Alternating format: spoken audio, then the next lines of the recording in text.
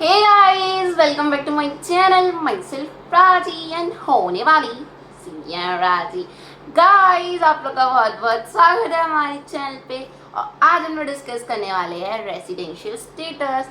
तो गाइस, इसके पहले हमने इनकम टैक्स में बेसिक पार्ट सीखा था। सीएमए इंटर, सीएमए फाइनल दोनों के लिए रेलेवेंट था। और आज हम लोग देखने वाले हैं कि रेसिडेंट कौन होता है, रेसिडेंशियल स्टेटस क्या होता है एंड टैक्सेबिलिटी कैसे लगती है एंड बाकी सारी चीजें। तो चलो वीडियो को स्टार्ट करते हैं। Let's get started. तो गाइस, सबसे पहले तो आप मुझे बताओ रेसिडेंट का मतलब क्या होता है।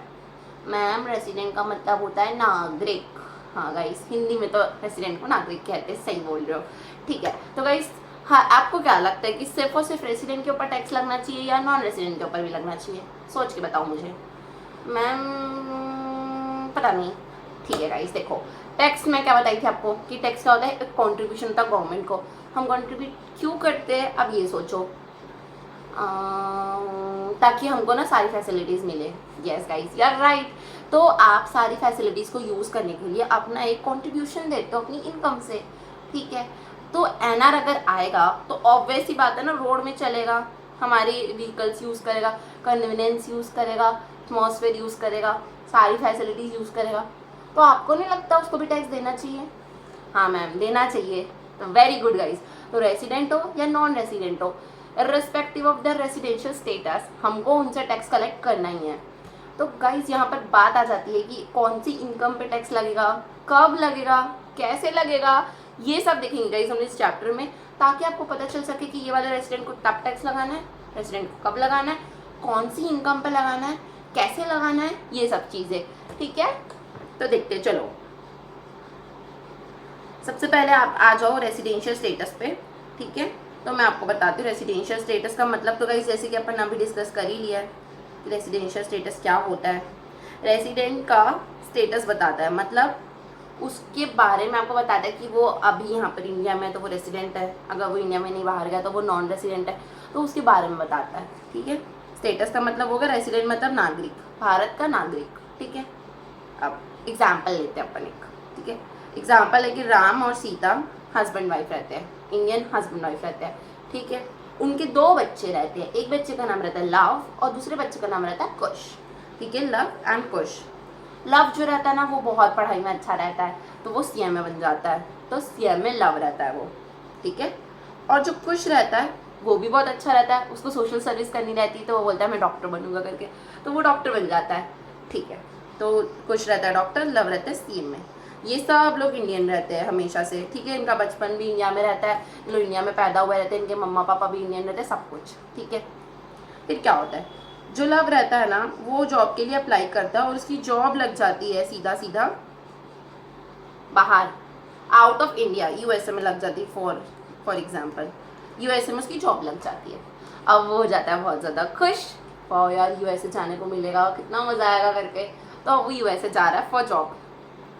तो गाइज, अब जो लव है वो पहले इंडिया में था और इंडिया में टैक्स पे करता था, इंडिया में पैसे अर्न करता था, उसके ऊपर टैक्स पे करता था, इंडिया में पैसे अर्न करता था, इंडिया में टैक्स पे करता था। अब लव जा रहा है इंडिया से बाहर, अब वो जा रहा है फॉरेन फॉर जॉब पर्पस। तो आपको क्या लगता है, जो लव है उसकी इनकम टैक्सेबल कहाँ पर होनी चाहिए? इंडिया में होनी चाहिए, यूएसए में होना चाहिए? आप बोलोगे मैम, बहुत कन्फ्यूजन है मैम, जैसे इंडिया में पैदा हुआ है तो उसकी जिम्मेदारी है कि इंडियन गवर्नमेंट को टैक्स पे करे, और जैसे कि अब यूएसए की फैसिलिटीज़ यूज़ कर रहा है वो, तो अब उसको यूएसए में टैक्स पे करना चाहिए। तो आपको नहीं लगता इस डबल टैक्सेशन हो जाएगा, यहाँ पर दो दो जगह टैक्स लग जाएगा, इंडिया में भी यूएसए में भी? हाँ मैम, तो आप लव की जगह होते तो क्या पे करते दोनों जगह टैक्स? बिल्कुल नहीं मैम, हम तो चाहेंगे कि कहीं हो ही ना टैक्स, बकवास, हमको करना ही नहीं है, बट गाइस करना तो पड़ेगा ही। तो क्या करोगे बताओ? तो फिर मैम हम यूएसए में कर देंगे, अभी तो हम अभी के लिए हम वहाँ की फैसिलिटीज़ यूज़ कर रहे हैं, हम वहाँ पे कर देंगे। तो गाइस, इसी के लिए ना गवर्नमेंट जो रहती है वो ट्रीटीज़ बनाती है एंड दोनों कंट्री बैठ के डिस्कस करके for avoid double taxation schemes बनाती है, और फिर लव को बताएगी कि उसको कहाँ टैक्स पे करना है। ठीक है गाइस, तो आपका जवाब बिल्कुल सही है। फॉर द इंस्टेंट अगर वो यूएसए में हैं तो वो यूएसए में ही टैक्स देगा, वो इंडिया में टैक्स नहीं देगा। ठीक है, अब JNK हस्बैंड वाइफ रहते हैं, USA में रहते हैं इन लोग, ठीक है, ये लोग USA में रहते हैं, JNK हस्बैंड एंड वाइफ है। उनका एक बेबी है पी।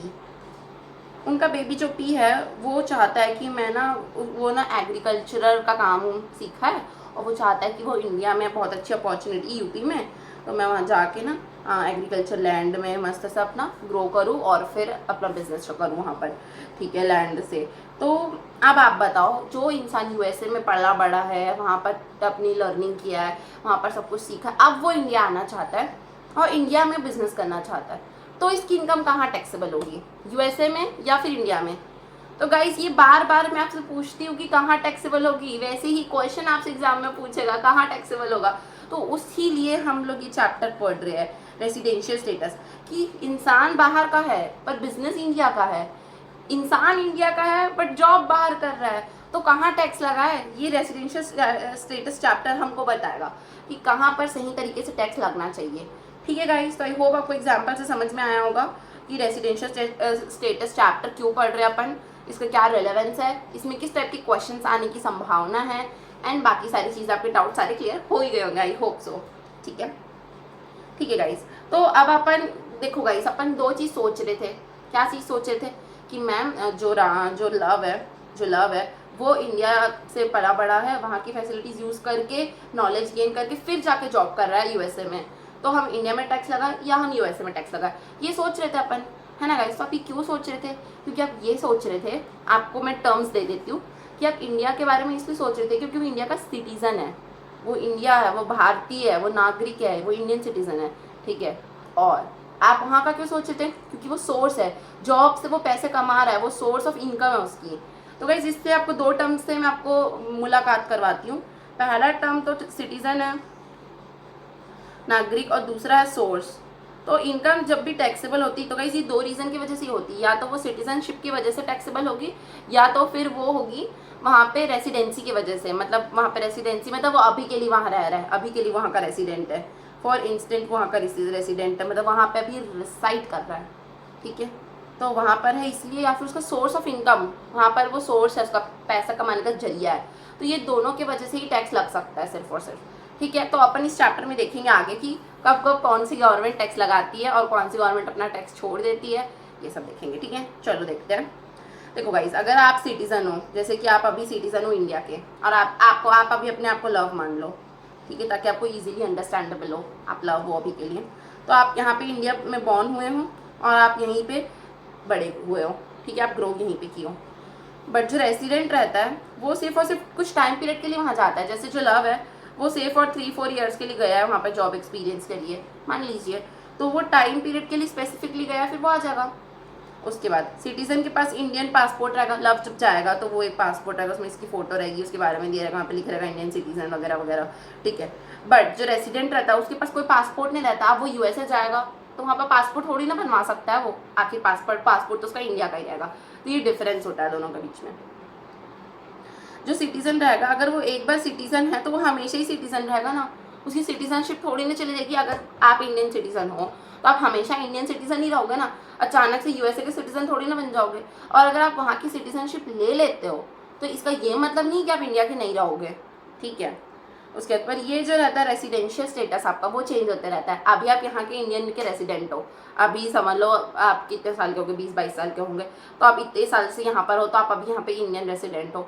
आप 5 साल 6 साल अगर वहाँ रहने लग गए तो आप NR हो जाओगे, NOR हो जाओगे, मतलब आप इंडियन के सिटीजन तो रहोगे बट रेसिडेंट नहीं रहोगे। रेसिडेंट आप US के हो जाओगे। अगर आप US में कुछ सालों तक रह गए और आपका रेसिडेंशियल स्टेटस के भी आगे अपन टाइमलाइन पढ़ोगे तो उसमें अगर आप फॉल नहीं किए तो, ठीक है। तो गाइस उसके बाद फिर वोटिंग राइट रहती है, आप एज अ सिटीजन वोट कर सकते हो बट एज अ रेसिडेंट आप वोट नहीं कर सकते। अगर आप रेसिडेंट हो इंडिया के बट सिटीजन नहीं हो तो आप वोट नहीं कर सकते। उसके बाद आपको वीज़ा की कोई ज़रूरत नहीं है अपने भारत में आने के लिए, आप मुँह उठा के कभी भी आ सकते हो। बट आपको USA जाने के लिए आपके मुँह की ज़रूरत नहीं, वीज़ा की ज़रूरत है। अपना मुँह उठा कर आप नहीं जा सकते, आपको वीज़ा चाहिए ही चाहिए, ठीक है गाइस। तो आई होप आपको यहाँ तक क्लियर हुआ होगा कि रेसिडेंट और सिटीजन के बीच का क्या डिफरेंस होता है, टैक्स कब लगता है, टैक्स लगाने के लिए हमको कौन सी 2 चीज़ों की ज़रूरत पड़ती है, और क्यों पढ़ रही चैप्टर वगैरह वगैरह, सारी चीज़ आपको क्लियर हुई होगी यहाँ तक, ठीक है। आगे बढ़ते हैं अब अपन। नेक्स्ट चैप्टर गाइस आपको मैं बताना चाहूँगी कि पर्सन्स, कुछ इंपॉर्टेंट पर्सन्स होते हैं, ठीक है, उसके बारे में भी एमसीक्यूज वगैरह में पूछ सकता है, तो अपन that's why we are learning here, ठीक है, और नॉलेज पर्पज से भी ज़रूरी है पढ़ना, ठीक है। तो देखो इंडिविजुअल, सबसे पहले इंडिविजुअल होता है, इंडिविजुअल होता है आप और मैं, हम लोग इंडिविजुअल है, ठीक है। तो हम लोग का देखा जाएगा कि हम लोग कितने समय तक वहाँ रह रहे हैं, पीरियड ऑफ स्टे, मतलब हम वहाँ पर कितने दिन गुजारे, 1 night 2 night 15 night 17 night 100 days 50 100 days whatsoever, ठीक है। आप HUF हो, अगर आप HUF हो मतलब हिंदू अनडिवाइडेड फैमिली, मतलब वैसी फैमिलीज हिंदू वाली जो अभी तक उनका बंटवारा नहीं हुआ है, सब साथ में रह के एक साथ बिजनेस कर रहे हैं, तो अगर आप वहाँ फॉलो करते हो तो उसमें आपको देखा जाएगा कि आपका कंट्रोल एंड मैनेजमेंट, HUF का कंट्रोल एंड मैनेजमेंट देखते हैं सबसे पहले अपन, एंड देन दूसरी चीज़ क्या देखते हैं, दूसरी चीज़ देखते हैं अपन कि कितने समय तक आप वहाँ पर स्टे कर रहे हो, करता। ये गाइस मैं आपको अच्छे से यहाँ पे बताऊँगी रेसिडेंसी ऑफ HUF में, यहाँ पे एकदम अच्छे से अपन डिस्कस करेंगे डिटेल में, अभी मैं आपको ऊपर ऊपर से थोड़ा बता देती हूँ, ठीक है। तो देखो HUF का अपन 2 चीज़ देखते हैं, एक तो कंट्रोल एंड मैनेजमेंट देखते हैं कि HUF का कंट्रोल एंड मैनेजमेंट कहाँ पे है, और उसके कर्ता का पीरियड ऑफ स्टे देखते हैं, 2 चीज़ देखते हैं। देन गाइज अपना आ गया फर्म AOP BOI, इसका मतलब पता ही होगा, फर्म का मतलब जहाँ पे 2 3 4 पार्टनर लोग मिलकर काम करते हैं उसको बोलते हैं। AOP मतलब आर्टिफिशियल नहीं कट,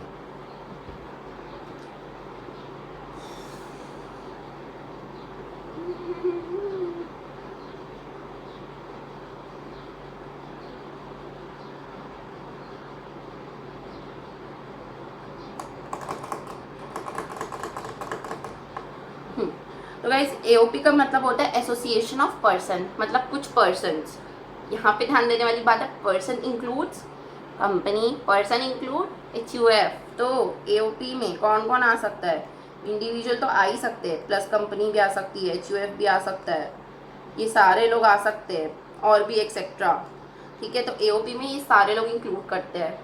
देन अपना BOI बॉडी ऑफ इंडिविजुअल, इसमें सिर्फ इंडिविजुअल्स आ सकते हैं, ठीक है। तो बहुत सारे इंडिविजुअल अगर एक साथ आते हैं तो उसको बोलते हैं body of individual. Association of persons में पर्सन बहुत वाइडर डेफिनेशन है, अपन पिछली क्लासेस में पढ़े ही थे, तो उसमें वो सारे पर्सन्स भी आ सकते हैं, ठीक है। तो उनका क्या देखेंगे अपन, कंट्रोल एंड मैनेजमेंट देखेंगे। उसके बाद कंपनी, कंपनी के केस में गाइस हमेशा याद रखना, अगर कोई कंपनी इंडियन कंपनी है, इंडिया में ही इनकॉर्पोरेट हुई है, इंडिया में ही उसका जन्म हुआ है, इंडिया से ही वो बड़ी हुई है, तो इर्रिस्पेक्टिव ऑफ कुछ भी इस दुनिया में आप कर लो, कुछ भी कर लो, वो हमेशा इंडिया ही रहेगी, इंडियन ही रहेगी, और इंडिया में उसको टैक्स पे करना ही पड़ेगा, चाहे कुछ हो जाए, एवरीथिंग रिमेन कांस्टेंट, उसको इंडिया में टैक्स पे करना पड़ेगा, वो हमेशा इंडियन रहेगी। उसके बाद अगर आपकी कंपनी फॉरेन कंपनी है तो उस केस में पोएम, पोएम के बारे में गाइस अपन आगे डिस्कस करेंगे अच्छे से, मैं बस आपको ब्रीफ में बता रही हूँ सो दैट आपके दिमाग में से क्लियर रहे कि मैम क्या क्या पढ़ना है हम लोग को, ठीक है। तो पोएम रहता है फॉरेन कंपनी के केस में। गाइस अदर कुछ भी अगर आपको लग रहा है तो फिर उसमें कंट्रोल एंड मैनेजमेंट देख लेना आप। तो आई होप गाइस आपको ब्रॉडली समझ में आया होगा कि इसमें क्या देखना है अपन को, ठीक है। अब आगे बढ़ते हैं, डिटेल डिस्कशन करते हैं अब अपन कि इंडिविजुअल के केस में कैसे रेसिडेंसी डिसाइड करेंगे। तो चलो गाइस अब अपन देख लेते हैं कि इंडिविजुअल के लिए रेसिडेंसी कैसे देखते हैं, ठीक है। देखो अगर आप एक इंडिविजुअल हो लाइक आप और मैं, ठीक है, तो अपन अपना रेसिडेंसी कैसे देखेंगे। तो देखो सबसे पहले अपने आप को रेसिडेंट देखने के लिए गाइस अपन को कुछ सेक्शंस के फॉलो अप करना पड़ता है, जैसे कि गाइस आपको मैं दिखा देती हूँ, section 6(1) and section 6(1)(2) A and B, ठीक है। तो गाइस अगर आप हमारे भारत में मोर देन या इक्वल टू 182 डेज रहते हैं, मतलब आप हमारे इंडिया में 182 डेज से ज़्यादा रहते हैं अगर, ठीक है, तो आप रेसिडेंट बन जाओगे, ठीक है, सीधा सीधा रेसिडेंट बन जाओगे। अगर आप 182 डेज से ज़्यादा रहते हो इंडिया में तो आप रेसिडेंट बन जाओगे।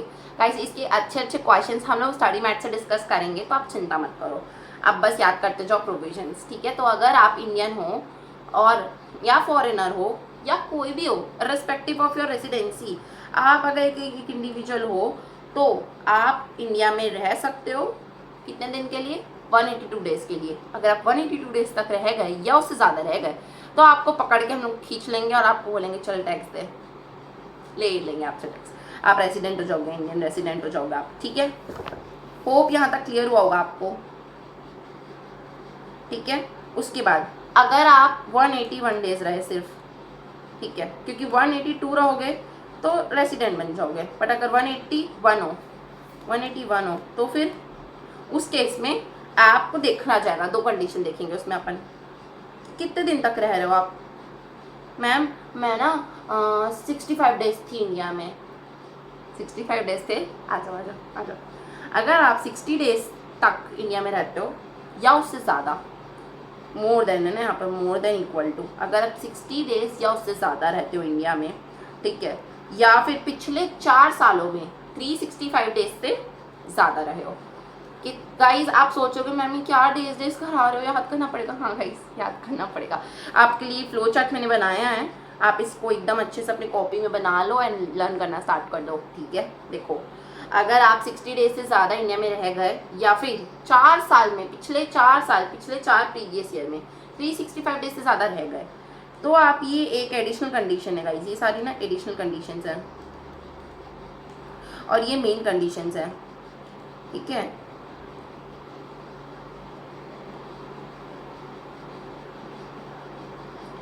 ठीक है, तो क्या बता रही थी मैं, हाँ देखो ये एडिशनल कंडीशंस है तो ये आपको फॉलो करना पड़ेगा। बट गाइस याद रखना यहाँ पर एंड है और यहाँ पर और है, ये गेम है, आपको फंसना नहीं है इसमें। एग्जाम में लोग बच्चे फंस जाते। देखो अगर आप एक कंडीशन फुलफिल करते हो कि आप 60 डेज से ज़्यादा हो तो आपको 4 साल में 365 डेज भी रहना पड़ेगा। ये दोनों कंडीशन में आपके पास ऑप्शन नहीं है कि आप कोई भी एक चूज़ कर सको, आपको दोनों रहना ही पड़ेगा, दोनों कंडीशन एक साथ फुलफिल करनी पड़ेगी।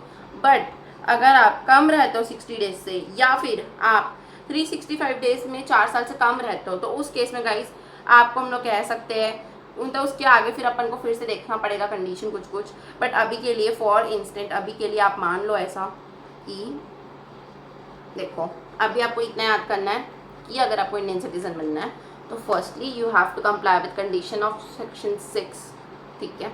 आपको 182 डेज तक रहना है इंडिया में, और अगर आप इंडिया में 182 डेज तक रहोगे तो आपको टैक्स पे करना पड़ेगा। अगर आप उससे कम रहोगे तो फिर कंडीशन देखते हैं, कम रहने पे कंडीशन देखना है, ज़्यादा रहने पे नहीं देखना है। याद रखना है ये बात को, मैं एक बार आपको लिख के दे रही हूँ। सबसे पहले आपको देखना है, पहली चीज़ आपको देखना है कि आप 182 डेज रह रहे हो क्या।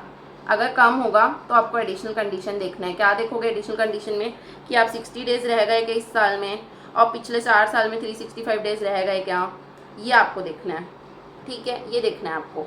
अगर ये वाला कंडीशन भी फुलफिल नहीं होता है तो आप सीधा नॉन रेसिडेंट बन जाते हो, नॉन रेसिडेंट, ठीक है। बट अगर आपकी कंडीशन फुलफिल हो जाती है, ठीक है, अगर आप ये कंडीशन फुलफिल कर लेते हो तो फिर आप रेसिडेंट बन जाते हो। आपने 365 डेज 4 साल में रहे हो और 60 डेज इंडिया में इस साल रहे हो तो फिर आप रेसिडेंट हो जाते हो। और अगर आप 182 डेज रहे हो इंडिया में तो भी आप रेसिडेंट बन जाते हो, ठीक है गाइस। तो आपको क्लियर हुआ होगा कि इंडिविजुअल को कैसे रहना है। अगर आपको यहाँ नहीं फंसना है, आपको इंडियन सिटीजन नहीं बनना है, आपको इंडियन रेसिडेंट नहीं बनना है, तो आप क्या करोगे, सीधा अपना बोरिया बिस्तरा बांधो, 59th डे पे चले जाओ। 59th डे में गाइस अगर आप चले जाते हो ना, कोई टेंशन ही नहीं है, आप रेसिडेंट बनोगे ही नहीं। बट अगर आप 60 डेज रह गए तो फिर आपकी पुरानी कंडीशन देखेंगे, उसमें फंसे तो इंडियन बन जाओगे, ठीक है। तो यहाँ तक समझ गए। अब देखो कुछ और कंडीशन है गाइस, इसको अपन डिफाइन करना पड़ता है। देखो कैसे करेंगे, देखो आप समझो चीज़ों को। सबसे पहले तो देखो कि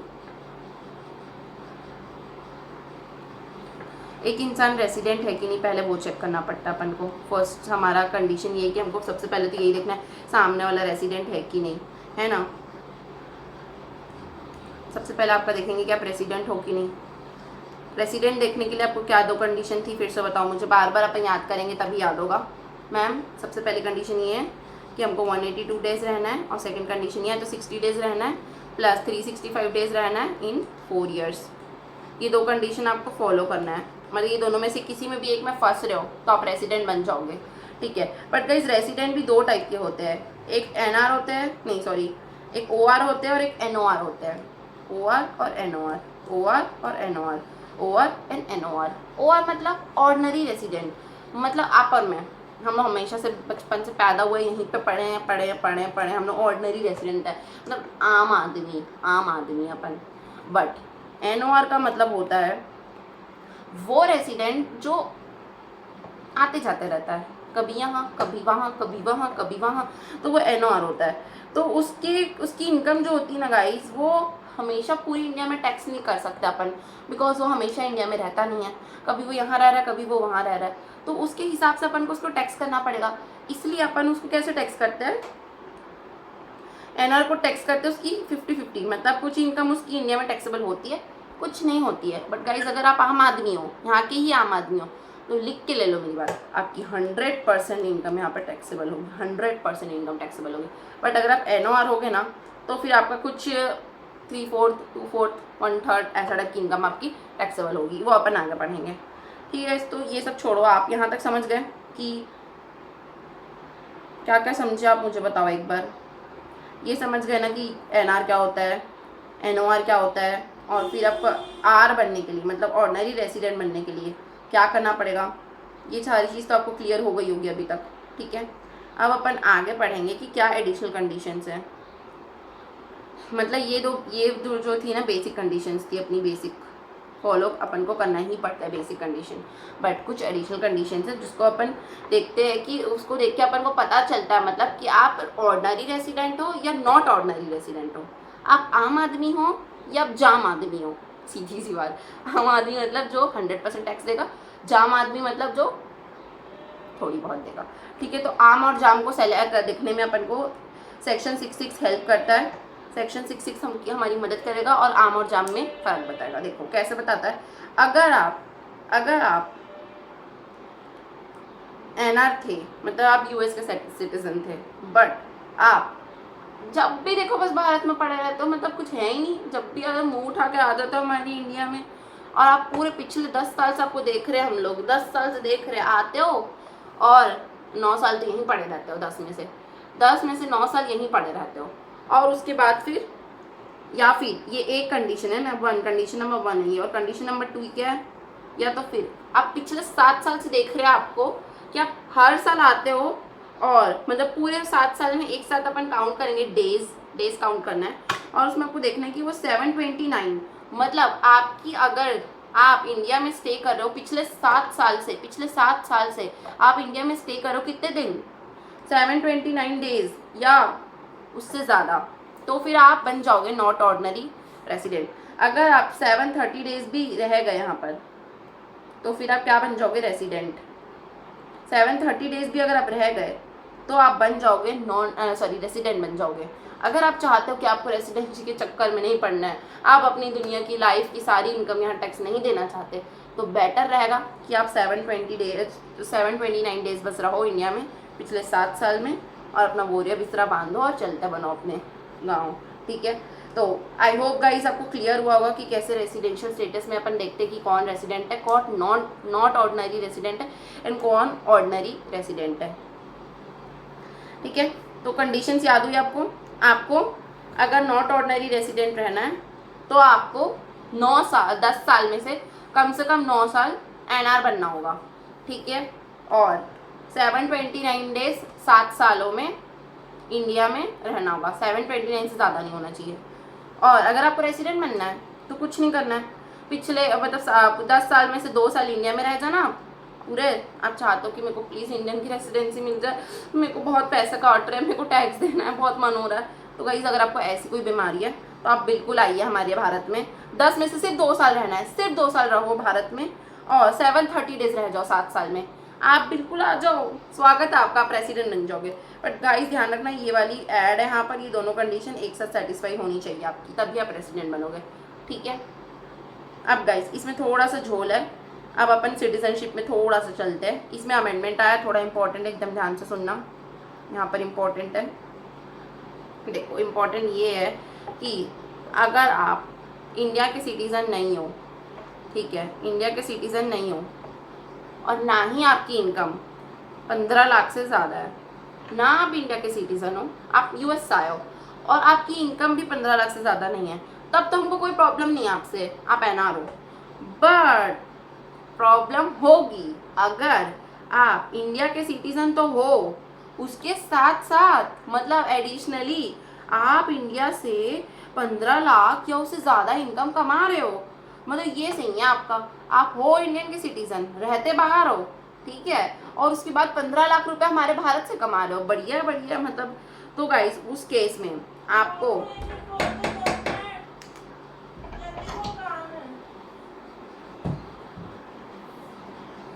मोने तो कहते तुलसी जब रायपुर आ गई ना हम आज उसकी बर्थडे पार्टी, आज तो शाम को फ्री है।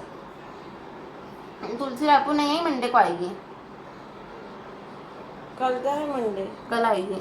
तो वो हम लोग को बोली कल रात को बात किए थे हम लोग, तो बोली थी कि मैं कल ही आ जाऊंगी रात को। तो शाम को आएगी फिर वो बात कर लेते ना। मैं अभी रिकॉर्डिंग करूँ जहाँ से, फालतू में MB वेस्ट हो रहा है, जा जल्दी जा, बाद में आना।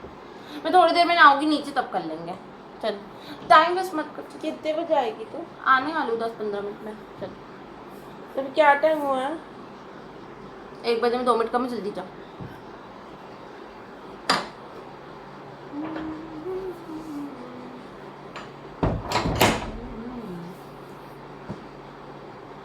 हाँ गाइस, तो मैं आपको ये बता रही थी कि अगर आप 15 लाख रुपए हमारे भारत से कमा रहे हो रेसिडेंट नहीं होके भी, कुछ लगता है कि नहीं लगता है? हाँ, नहीं तो क्या। तो उस केस में गाइस आपको मान लेंगे हम लोग कुछ कुछ जगह पे कि आप रेसिडेंट हो, और कुछ कुछ जगह पे मान लेंगे कि आप रेसिडेंट नहीं हो, NOR हो। मैम ये क्या ज़बरदस्ती है, मतलब कुछ भी बोले जा रहे हो आप, ऐसे थोड़ी ना होता है। होता है गाइस, कैसे होता है देखो, समझ लो आप NR हो, सालों सालों से, सालों बहुत बहुत बहुत समय से इंडिया आए नहीं हो, बट आपकी बहुत सारी ज़मीन है इंडिया में। एक दिन आपको याद आया कि मेरे को मेरी इंडियन की जो ज़मीन है ना वो बेचना है, अब आप गए बेचने, उसमें आपको हो गया कैपिटल गेन, 15 लाख से ज़्यादा का कैपिटल गेन हो गया। उस केस में गाइस आप ऐसे कैसे जा सकते हो बिना कैपिटल गेन दिए? इंडियन गवर्नमेंट को खुजली नहीं होगी आपसे बिना पैसे लिए। तो गवर्नमेंट आपको बोलेगी बेटा आज आज हमको दे पहले कैपिटल गेन के ऊपर टैक्स, उसके बाद जाना। ठीक है गाइस, तो उस केस में अगर आपकी इनकम 15 लाख से ज़्यादा है तो आप घबरा सकते हो, आपको मान लिया जाएगा कि आप NOR हो करके।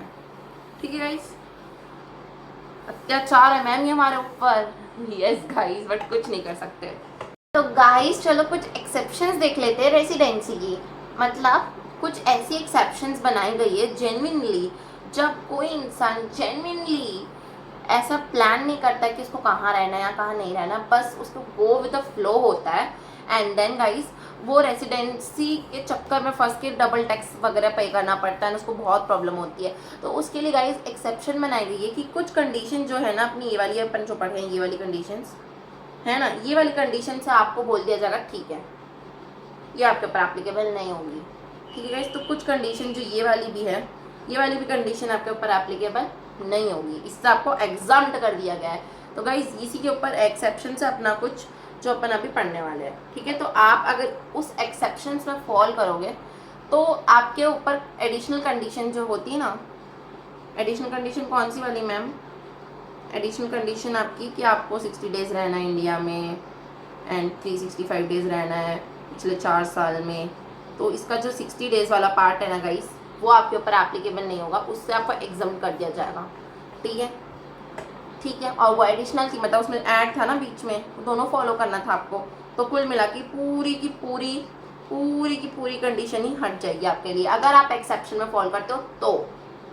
यस मैम, अच्छा लग रहा है, बताओ ना मैम क्या क्या क्या होगा, रुको बताती हूँ। आप हो हंसते खेलते बच्चे, मस्त से CMA कर रहे हो, ठीक है।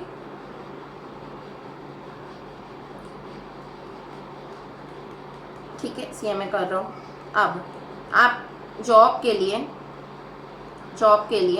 आप इंडिया से बाहर USA गए। ठीक है, आप USA गए जॉब के लिए। अब आप एम्प्लॉयमेंट के लिए, अपना घर चलाने के लिए, अपने ड्रीम्स पूरे करने के लिए बाहर जा रहे हो, एम्प्लॉयमेंट पर्पस से बाहर जा रहे हो। तो गाइस आपको नहीं लगता एम्प्लॉयमेंट पर्पस एक नेसेसिटी है आपके लिए? आपको यहाँ पर अच्छी अपॉर्चुनिटी नहीं मिल रही है इसलिए आप जा रहे हो, आपको यहाँ पे अच्छा पैकेज मिलेगा तो आप थोड़ी ना जाओगे वहाँ। ठीक है, तो गाइस गवर्नमेंट भी ये बात समझती है कि आपको वो इतनी अच्छी अपॉर्चुनिटी नहीं दे पा रही करके आप बाहर जा रहे हो। तो उस केस में गाइस आपके ऊपर एडिशनल कंडीशंस नहीं लगेगी, आप बिल्कुल जा सकते हो, कभी भी जब भी मन किया तब आप आ सकते हो, आपको कोई रोकेगा नहीं कि नहीं आप इतने दिन नहीं आ सकते, छुट्टियों में इतने दिन आ सकते हो, इतने दिन ही बस रह सकते हो। ऐसी कोई भी कंडीशन आपके ऊपर एप्लीकेबल नहीं होगी अगर आप एम्प्लॉयमेंट पर्पज़ से इंडिया से बाहर जाते हो तो। ठीक है। आपके ऊपर कौन सी कंडीशन नहीं चलेगी, 60 डेज वाली। सिर्फ और सिर्फ आपके ऊपर कौन सी कंडीशन एप्लीकेबल होगी, 182 डेज वाली। ओनली ये वाली कंडीशन आपके ऊपर लगेगी, ये वाली जो एडिशनल थी ये नहीं लगेगी। ठीक है गाइस, यहाँ तक समझ गए। तो एक्सेप्शन का मतलब आप समझ गए। तो गाइस अगर आप एम्प्लॉयमेंट पर्पस के लिए आउटसाइड इंडिया जाते हो तो उस केस में आपके ऊपर टैक्स नहीं लगेगा। अगर आप 60 डेज, 89 डेज, 100 डेज अगर रह रहे हो, बिल्कुल रह सकते हो। ठीक है, टिल 182 डेज आप रह सकते हो। अगर इससे भी ज़्यादा रहेगा, 186 रहेगा, तो गाइस आप यहीं बस जाओ ना, क्या ज़रूरत है वहाँ जॉब करने की। 182 डेज से ज़्यादा रहोगे तब आपको इंडियन मान लिया जाएगा, अदरवाइज आप आना जाना कर सकते हो आराम से। इंडियन गवर्नमेंट आपको टैक्स नहीं पे करने बोलेगी। देन गाइस अगर आप इंडियन सिटीजन हो जो कि शिप में काम करते हो, आप शिप में या तो फिर आप वहाँ के वो हो सकते हो, शिप चलाने वाले हो सकते हो, या फिर शिप में हेल्प करने वाले हो सकते हो। तो गाइस अगर आप क्रू मेंबर भी हो वहाँ के, ठीक है, जैसे एयर हॉस्टेस वगैरह होती हैं और एरोप्लेन चलाने वाला पायलट होता है, वैसे ही शिप में भी होते हैं क्रूमेट्स। तो गाइस अगर आप वो सब हो और आप शिप जा रही बाहर, आपका आना जाना लगे रहता है, शिप कभी आती है कभी जाती है, कभी पानी में डूब जाती है, कुछ भी होता रहता है, तो उस केस में गाइस गवर्नमेंट आपको बोलती है कि ठीक है तुम शिप में काम कर रहे हो, हमारी शिप चलवा रहे हो, तो उस केस में गाइस आपके ऊपर 60 डेज वाली कंडीशन फिर से एप्लीकेबल नहीं होंगी। ठीक है। Then guys last but not the least, ये वाली कंडीशन जो है गाइस अपन जो पुरानी पढ़े थे ना, यहाँ पर जो अपन पढ़े थे सिटीजन वाली 15 लाख वाली, बिल्कुल उससे रिलेटेड है, मतलब कह सकते हो उसी का एक्सटेंशन है यहाँ पर। ठीक है। तो गाइस अगर आप एक इंडियन सिटीजन हो जो सालों सालों सालों से यहाँ पर पढ़े थे, उसके बाद गाइस आप बहुत साल से शिफ्ट हो गए हो, यूएस शिफ्ट हो गए आप समझ लो कि आपका बेटा है, आपका बेटा शिफ्ट हो गया यूएस में, तो आपका मन नहीं लग रहा है यहाँ पर, आप भी चले गए अपने बेटे के साथ। अब आप 10 साल से अपने बेटे के साथ यूएस में रह रहे हो, उसके बाद अचानक से आपको आपकी मिट्टी की खुशबू की याद आई। आप सोचे अब मेरी गिनती के 5 साल बच्चे हैं, मैं इंडिया जाना चाहता हूँ, मैं इंडिया में थोड़े दिन व्यतीत करना चाहता हूँ समय। तो उस केस में गाइस अगर आप इंडियन ओरिजिन के पर्सन हो जो इंडिया आना चाहते हो, तो गाइस उस केस में अगर आप आ रहे हो घूमने फिरने टूरिज्म के लिए तो बिल्कुल आ सकते हो, 60 डेज वाली कंडीशन आपके ऊपर एप्लीकेबल नहीं होगी। बट आप इंडिया आ रहे हो, 15 लाख रुपए से ज़्यादा इनकम कमा रहे हो, तो उस केस में रुक जाओ भाई, रुको। 15 लाख की इनकम आप कमा रहे हो और हमको टैक्स भी ना दिए जा रहे हो, नहीं नहीं नहीं, ऐसे नहीं हो सकता यार, ऐसे इतना अच्छा नहीं है हम लोग, प्लीज़ प्लीज़ बिल्कुल नहीं। अगर आप इंडियन सिटीज़न हो, सिटीज़न बोला मैंने, रेसिडेंट नहीं बोला, सिटीज़न, अगर आप इंडियन सिटीज़न हो मतलब आपका बर्थ इंडिया में हुआ था और उसके बाद आप अभी मान लीजिए बहुत साल से आप रेसिडेंट नहीं थे, एनआर थे आप, ठीक है, बट आप अगर आप इंडिया आ गए हो और आप 15 लाख से इनकम ज़्यादा कमा रहे हो, तो we are very sorry, you have to pay tax, you have to pay tax. तो गाइस उसमें आपको एडिशनल कंडीशन जो रहेगी एप्लीकेबल। ये गाइस तो मैं आपको बता रही थी कि देखो अगर आपकी इनकम 15 लाख या उससे कम है तो हम आपको परेशान नहीं करेंगे। 15 लाख से कम है आप बिल्कुल आओ जाओ घूमो फिरो, कोई भी आपके ऊपर 60 डेज वाली कंडीशन एप्लीकेबल नहीं होगी, आप आराम से आ सकते हो। बट 15 लाख से ज़्यादा इनकम है तो आपके ऊपर कुछ अलग टाइप की कंडीशन एप्लीकेबल होगी। गाइस देखो हम इंडियन वो भी है, गवर्नमेंट भी है और हमको टैक्स भी लेना है, टैक्स नहीं भी लेना है, ज़्यादा अत्याचार नहीं कर सकते यार, तो अपन नया टेक्निक निकाले अत्याचार करने का। ये वाली कंडीशन गाइस आपको देखी सी लग रही होगी, सेम कंडीशन है जो अपन पिछले एडिशनल कंडीशन पढ़े थे नंबर 2, ठीक है। बट ये जो अपनी 60 डेज है उसको जस्ट आपको डबल करना है, 120 डेज है, बाकी पूरा चीज़ सेम है, पूरा चीज़ सेम है। बस आपको ये सोचना है कि आप एक एनआर हो जो कि इंडियन सिटीज़न हो, इंडियन सिटीज़न हो, ठीक है, अभी तक आप एनआर थे बहुत दिन से, ठीक है, आप यहाँ पर आए 15 लाख से ज़्यादा इनकम कमा रहे हो और ऊपर से अब 121 डेज रह गए समझ लो, ठीक है, तो आपको एनओआर मानते हुए आपसे टैक्स ले लेगी गवर्नमेंट। बट अगर आप एक सिटीज़न हो जो कि सिर्फ और सिर्फ 61 डेज, 60 डेज, 30 डेज या फिर लेस देन 119 डेज रहोगे आप और 15 लाख से ज़्यादा भी आप कमा रहे हो, तो कोई बात नहीं गाइस, आप एनआर ही रहोगे और आपसे कोई टैक्स नहीं लिया जाएगा। ठीक है, आपको बस ध्यान रखना है कि ये आपका जो ये वाला टाइम है वो 120 से ज़्यादा नहीं होना चाहिए। अगर 120 से ज़्यादा रह गए इंडिया में और 15 लाख से ज़्यादा इनकम कमा लिए, टैक्स देना पड़ेगा, देना ही पड़ेगा। ठीक है, तो समझ गए गाइस। अब मैं आपको एकदम ज़्यादा ब्रीफ में पूरी चीज़ बता देती हूँ जो अपन टोटल डिस्कस की अभी तक इस लेक्चर पे। ठीक है, रेसिडेंसी से रिलेटेड एकदम ध्यान से सुनना, एकदम फटाफट रिवीजन करवा रही हूँ मैं। देखो, आप एक इंडिविजुअल हो, ठीक है, जो भारत में रहता है, ठीक है, तो अगर आप 182 डेज तक रहोगे या उससे ज़्यादा रहोगे तो उस केस में आप आर बन जाओगे, रेसिडेंट बन जाओगे।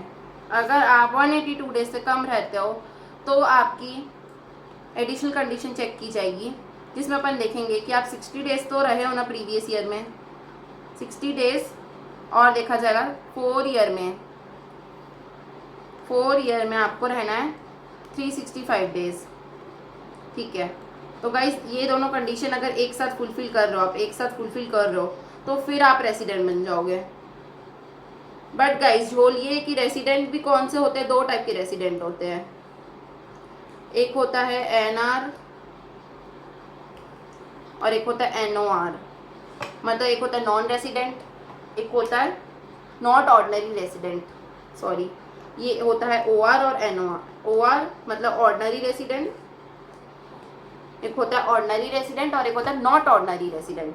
अब आपको इन दोनों में से फंसना है कि इसमें होगे या इसमें। अगर इसमें आओगे तो 100% इनकम पे टैक्स देना पड़ेगा, इसमें आओगे तो कुछ इनकम पे टैक्स लगेगा, कुछ में नहीं लगेगा, ठीक है। आगे डिस्कस करेंगे किस में लगता है किस में नहीं लगता है, ठीक है। तो ये देखने के लिए आपको, अगर आपको इंडियन का बनना ही, आप चाह के रखो कि मेरे को इंडियन बना लो प्लीज़ प्लीज़ प्लीज़, तो गाइज मैं आपको ये बोल रही थी कि देखो, अगर आपको रेसिडेंट बनने की बहुत इच्छा है तो अपन देखेंगे कि आप रेसिडेंट मतलब ऑर्डिनरी रेसिडेंट हो या फिर आप नॉट ऑर्डिनरी रेसिडेंट हो, ठीक है। तो ऑर्डिनरी रेसिडेंट और नॉट ऑर्डिनरी रेसिडेंट में डिफ्रेंशिएट करने के लिए अपन को देखना पड़ता है कि अगर आप चाहते हो कि मेरे को रेसिडेंट बना दो, प्लीज़ प्लीज़ प्लीज़ रेसिडेंट बना दो, तो गाइस उस केस में आपको रहना पड़ेगा पूरे 10 साल में से 2 साल इंडिया में रहना पड़ेगा, 2 साल आपको रेसिडेंट बन के रहना पड़ेगा, और पिछले 7 सालों में आपको 730 डेज इंडिया में रहना पड़ेगा, तब जाके आप रेसिडेंट कहलाओगे। ये होती है एडिशनल कंडीशन जब अपन को बनना होता है ऑर्डिनरी या फिर नॉट ऑर्डिनरी बनने के लिए, ये वाली कंडीशन देखते हैं।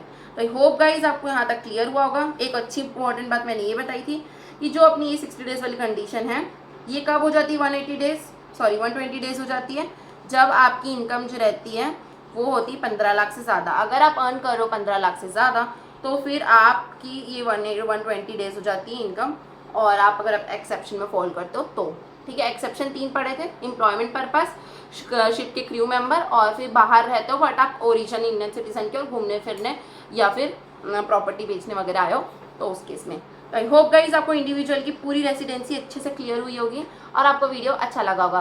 तो गाइस चलो रेसिडेंसी देखते हैं अपन HUF की। मैम HUF का क्या मतलब होता है? तो गाइस मैंने आपको पहले भी बताया था, HUF का मतलब होता है हिंदू अनडिवाइडेड फैमिली। मतलब हिंदू कास्ट के लोग जो रहते हैं उन लोग अपनी फैमिलीज बनाया करते थे पुराने ज़माने में, तो अभी भी वो कॉन्सेप्ट चला आ रहा है, ठीक है गाइस। तो उनकी रेसिडेंसी देखेंगे, मतलब वो लोग कहाँ के निवासी है, कहाँ पे उनकी इनकम टैक्सेबल होगी, एंड बहुत सारी चीज़ें देखेंगे। तो अपन देखेंगे कि देखो सबसे पहले तो ना कंट्रोल एंड मैनेजमेंट देखते हैं किसी भी बिजनेस का।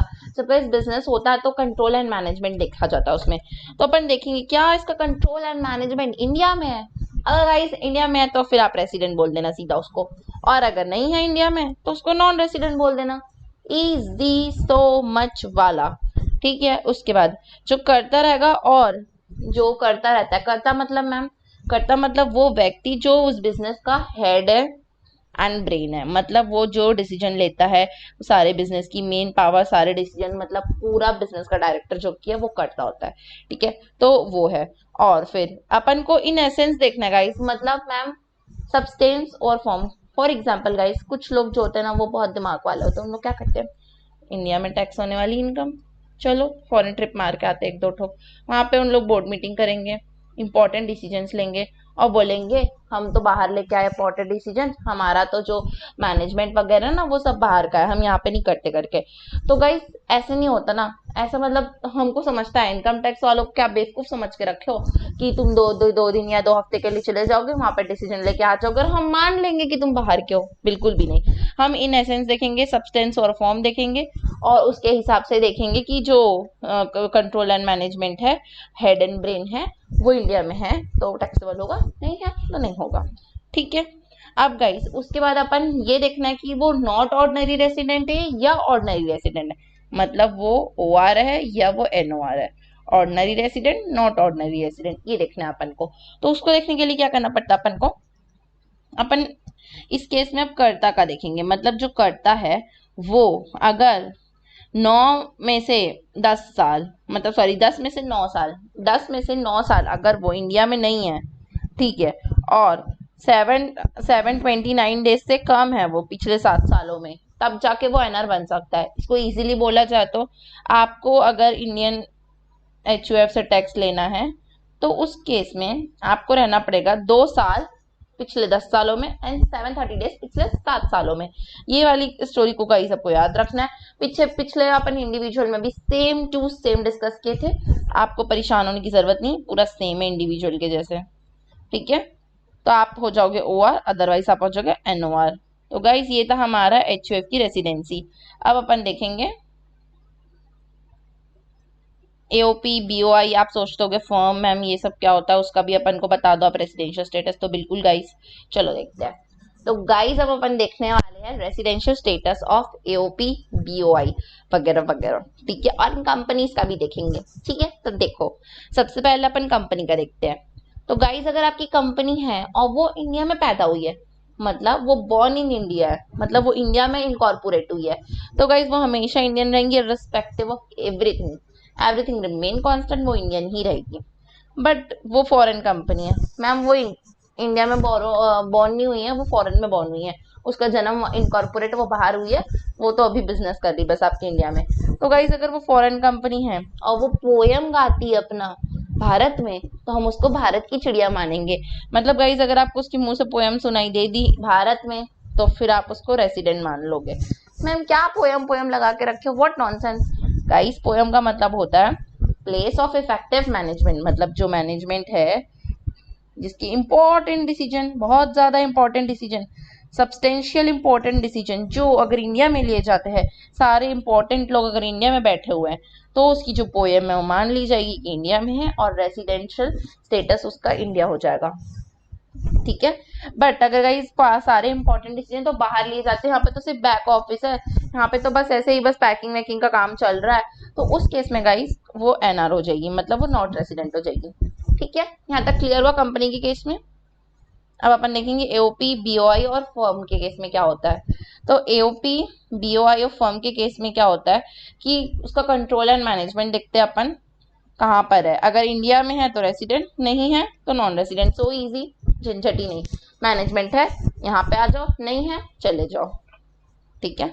अगर वीडियो अच्छा लगता है तो प्लीज़ लाइक कीजिए, बहुत अच्छा लगता है तो सब्सक्राइब कीजिए, अपने फ्रेंड्स के साथ शेयर कीजिए। Thank you so much for watching this video, bye bye guys.